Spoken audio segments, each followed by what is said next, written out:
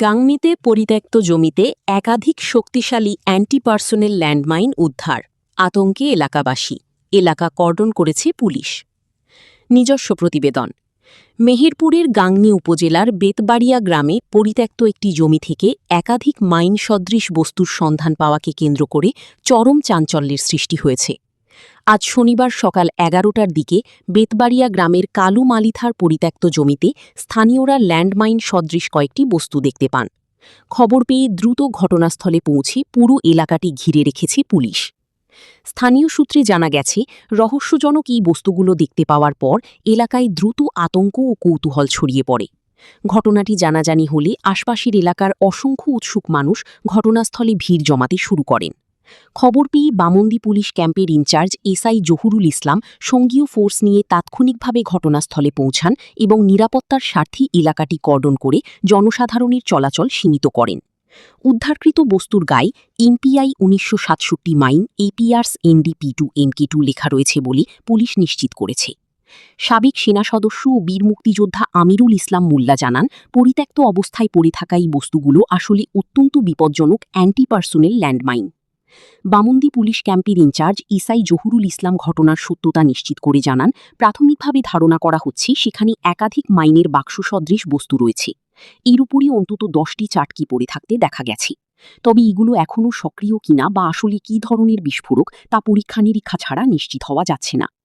গাংনী থানার তদন্ত কর্মকর্তা শিমুল কুমার দাস জানান, খবর পাওয়ার পরপরই ঘটনাস্থলে পুলিশ ফোর্স পাঠানো হয়েছে এবং নিরাপত্তা ব্যবস্থা জোরদার করা হয়েছে। তিনি আরও বলেন, বস্তুগুলো আসলে কী এবং কতটা ঝুঁকিপূর্ণ তা এখনও সুনির্দিষ্টভাবে বলা যাচ্ছে না। বম ডিসপোজাল ইউনিটকে খবর দেওয়া হয়েছে। বিশেষজ্ঞ দলটি ঘটনাস্থলে এসে পরীক্ষা নিরীক্ষার পর বিস্তারিত নিশ্চিত করবে। গাড়ি যাওয়ার পরে মূল মালিক জমি, এই যে মূল মালিক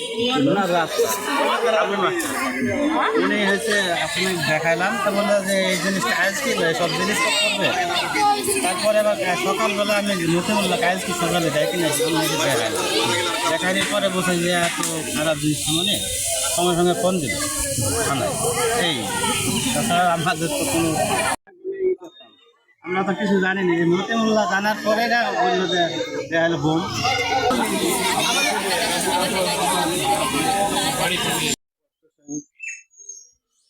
বীর মুক্তিযোদ্ধা বেতবাড়ি বাজারের উপরে, বাজারের 100 গাছ দূরে অনুমানিক 12-13টা বোম পা দিয়েছে। সেটা আমার মনে হয় যে এটা অ্যান্টি ট্যাঙ্ক মাইন, আমি যেটা মনে করি এটাই আমি। আমাদেরও মনে হচ্ছে এটা সন্দিগ্ধ বস্তু। আমরা জায়গাটা কর্ডন করেছি, সুইচ ভালোভাবে কর্ডন করেছি।